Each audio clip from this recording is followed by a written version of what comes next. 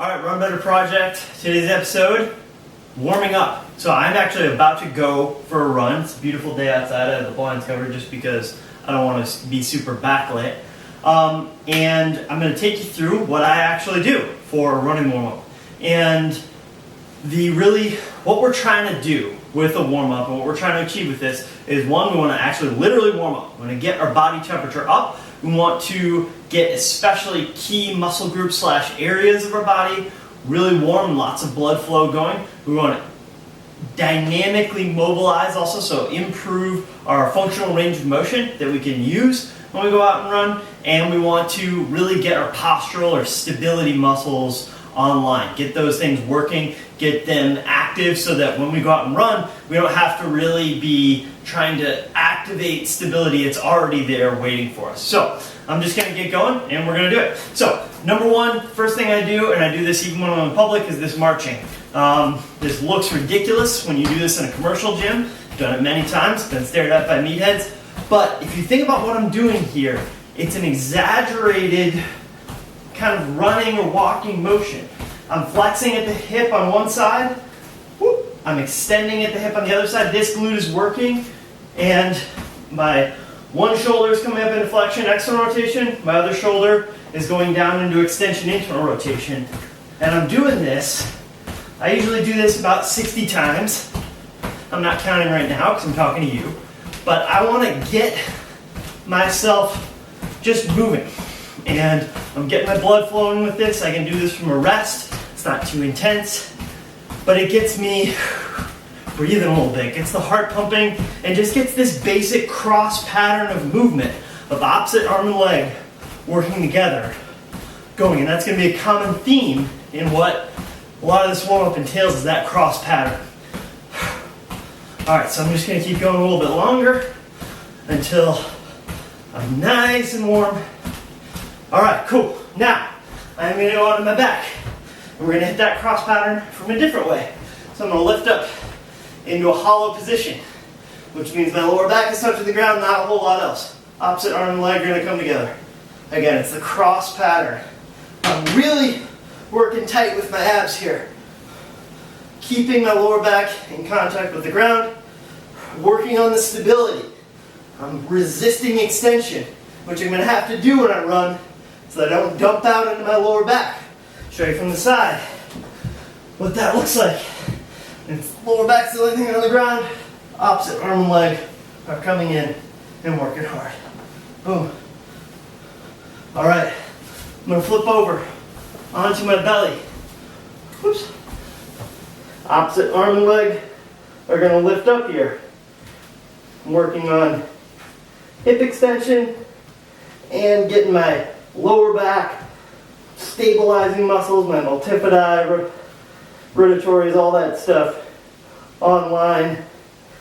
And also just really getting my body to think hip extension while staying tight. My abs are on when I'm doing this.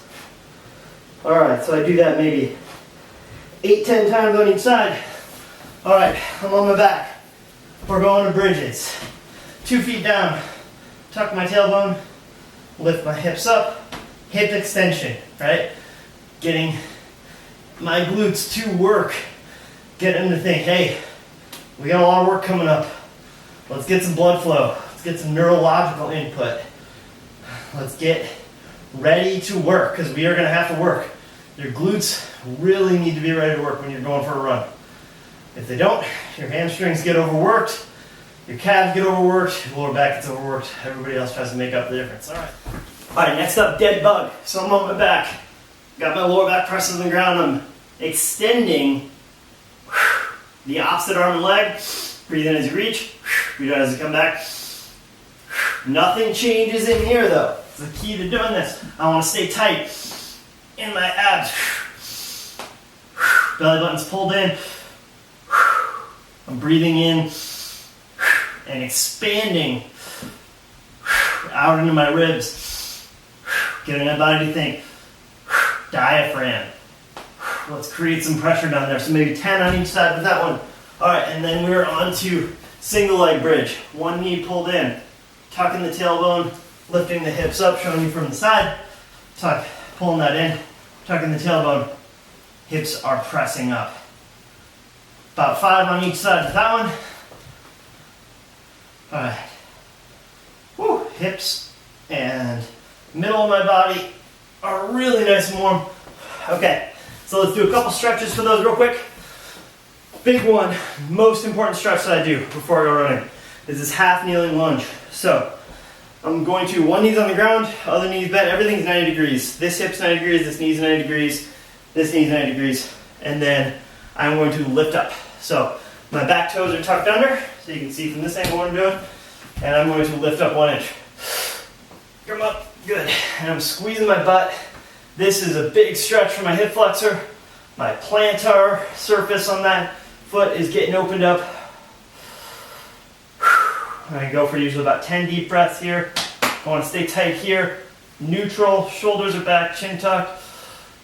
This is a hard one to do, so I'm really having to think a lot about my position. I'm wobbling a little bit, you can see that.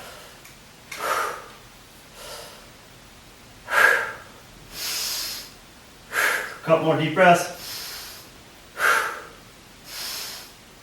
All right, and then we do the other side, same thing. Show you what it looks like from this angle. Back toes are tucked under, glutes on, belly's on, lifting up, and I want to stay as low as I can. Really opening up that hip flexor, this glute's working hard. Trying to maintain the best posture I can up here. And this is this is a hard exercise, but it's a good model for what I want to think about with stretching before I work out. I don't want to just passively hang out or stretch.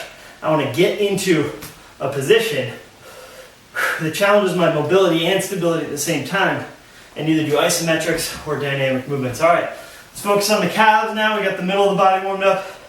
Just going to do some calf raises. I can go feet together or hip width apart, whatever you like. I want to do maybe 20 or 30 of these. My heart's pumping. That's a good sign. I am warm, or just about. Now I want to do a calf raise and then lift up, actively dorsiflex. So I'm warming up not only my plantar flexors, my calf muscles in the back, but also my shins, my dorsiflexor muscles, which get beat up when we run. So I'm just trying to get blood flow. I'm going to just kind of first signs of fatigue in those muscles. When I start to feel a little burn and they tell me, all right, man, that's enough, I listen. Gonna get into a little down dog and just walk the dog. So I'm just going back and forth. Most people have done this. You're taking a yoga class. And I'm just kind of flossing. Again, I'm being active with this stretching stuff. I don't want to just hang out for 2 minutes doing a calf stretch. I want to move into end range and out of it. So I'm going back and forth. And then I'm going to get into my runner stretch position. I just want to work on getting a little bit of a dynamic calf stretch with the knee bent. Yoga mat sliding around a little bit, that's okay. Maybe 10 of these on each side. All right, and we're just about done. Then I'm just gonna flip quick, get a little plantar flexion stretch, rock back and forth. Again, maybe 10 on each. Just quick end range plantar flexion. All right, and that's it. You're warm. That's your inside work. We're gonna do a couple things outside, and then you'll be ready to go. So it was a little bit windy on the day that we went out to the track and recorded this. So I'm doing a little voiceover. Basically, this is the part of the warm-up. Once you've already gotten your body warm with the drills we worked on inside, now we want to take that and do just a couple drills to get your body in position to run. So these are things we did in the foot contact drill, just a little jump rope. I've got the jump rope. If you don't have a jump rope, you can do this without one, but just doing a little two-footed jump rope, again, working on good, tall, rigid posture, and then switching to 1 foot, which I will do shortly right there. So just getting the legs really warmed up and prepared for the pounding that they're going to take when we go out and go for a run. And now going to a couple of the drills that I went over in the forward lean video. So this is just 2-foot hopping with the lean starting and stopping. Again, good, tall, strong posture, leaning forward, coming up straight to start and stop my momentum going forward. And then I'm going to go to the triple skip, 1, 2, 3, switching, going to each foot, then leaning forward. Then I'm going to just go to 2, and then eventually down to 1, which is just running, and then I'm off and running. All right, so now we're getting into a couple drills that really help to tie everything together when you're running. Things that you can do while you're going for your runs that you can use from time to time to just check in and make sure that you're maximizing your efficiency. And the first big thing is tempo. So in my hand, I'm holding an iPhone, and that iPhone is eventually going to be used as a metronome set to 180 beats per minute. And 180 beats per minute is a really commonly used tempo for running. And what it does is if you run at 180 beats per minute, that's 1 foot hitting the ground every beat if you're using a metronome, then it keeps your steps quick and short. So there I am, I'm stepping, deet, deet, deet, deet, deet. That's kind of the 180 beats per minute type tempo. So when you do that, it allows you to stay light on your feet, stay tall, and there's less impact with each step. So this is kind of a demonstration of some slow plodding running that can happen if you're not using a quick tempo. And I'm going to go back, I've turned on the metronome, and here we are with a much quicker 180 beats per minute tempo. Keeping it moving. So the advantage of that tempo is it takes away a lot of wasted energy.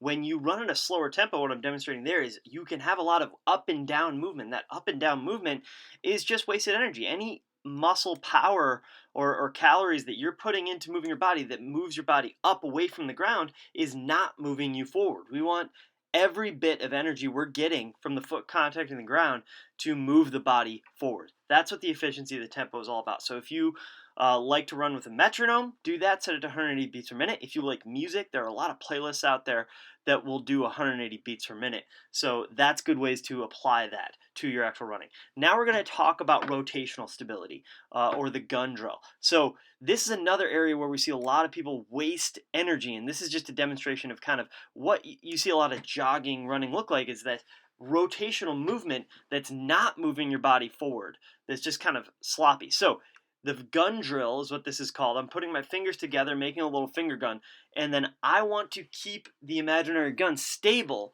while I'm running. So here's a little demonstration from the side. I'm going to make the finger gun, start getting into my good bouncy posture, and then run forward. And I'm trying to minimize the movement of the finger gun. And that forces me to stay stable through the middle of my body, minimize excessive rotation, and really brace with my abdominals, both rectus and obliques, create stability through there, not only just forward and backward stability, which we've already talked about in posture, but rotational stability. So from the front, you can see there, not a lot of side-to-side movement, and that's really what we're going for with that drill. So this is something that I do when I'm warming up for running, but also that you can just throw in the middle of the run. You can make that finger gun, see how stable am I during my actual run.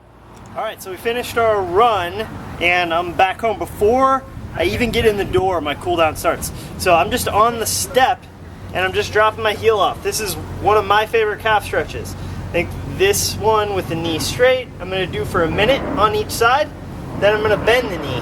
I'm gonna do that for a minute on each side. 2 different calf muscles, remember, one crosses the knee and one doesn't. If you don't like that one or it's uncomfortable, we can come over here and just, you can do this against any wall or the post at the base of your railing, which I'm doing, or whatever. Again, a minute with the knee bent, a minute with the knee straight, a minute with the knee bent. And I want to get my heel as close to the post as I can with my toes up. And I'm just pushing my hips forward, my knee straight, pushing my knee forward with my knee bent. That's stretch number 1. All right, so now we're inside. We've got our large stretching dog to help us finish our cool down. So the calf stretch, that's required stretch number 1. Required stretch number 2 is to get your quads opened up because these get really glued down with your run. So this is the couch stretch. I'm putting my knee in the corner where the floor meets the wall. This is a cushiony surface. If you don't have a nice gymnastics mat at home, just put a pillow or a couch cushion or whatever. And then this wall's got a little ornamentation, so wainscoting there, so I use a pillow to protect my shin. Other foot comes up. If this is too intense for you on the quad, you can always move your knee away from the wall. But I'm gonna get mine right up in there. Position 1 minute down here. Using my breath, getting that front of the hip opened up, really stretching my big quad muscle, my rectus femoris on the left side. So if I can handle that, I'm going to do 1 minute down, 1 minute up here, and I'm going to do that on each side. So that's required stretching. We had the calf stretch, 2 minutes on each side. We got the quad stretch, 2 minutes on each side. That's 8 minutes. You must do that. Now, you got a couple minutes left if you still have some time and you want to explore some other spots that get stiff. Here are a couple suggestions I have for some bonus points. One is good old pigeon. If you're running the way I have taught you, you're using your glutes a lot when you run, so they can get tied down. So this is just a great classic yoga glute stretch. My shin is across. If you're a little bit more stiff, you can bend your front knee more. My shin's across. I'm gonna just try to keep belly tight, back is flat, and then I can just explore around in here. Try over on this side, and try more over belly button to foot. Play around with that one. So that's one option. Other option, sort of an improvised splits, front splits. I'm just gonna put one leg forward, one leg backward. I got my little yoga blocks, you can use anything you have. And I'm just hanging out in this position, accumulating time. So that's the main thing, is stretch your quads and calves. You have to do that after you run, otherwise it's just gonna tighten down on you. And that's gonna start the vicious circle. If you have some extra time, I recommend doing a couple other things, but you gotta have a little stretching practice, a little cool down practice after you run so that you feel great the next day and you can go run again. All right, see you next time.